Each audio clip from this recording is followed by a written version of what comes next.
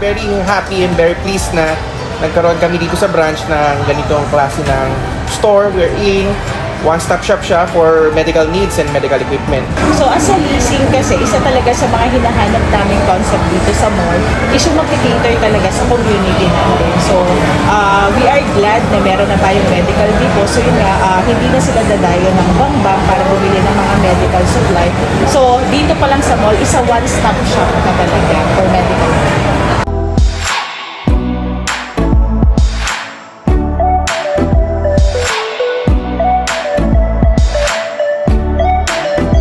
Malugod po itong inaanyayahan ng mga residente ng Rosario at sa kalapit bayan natin dito sa SM City Rosario na mangyaring pumunta dito sa SM City Rosario Medical Depot sa inyong mga pangangailangan medikal, no? Particular sa mga equipment. I-invite po namin kayo sa kabubukas lang ng aming branch here sa SM Rosario. Located po kami sa second floor in front of Cyber Zone. So ano nga bang makikita nila dito, ma'am?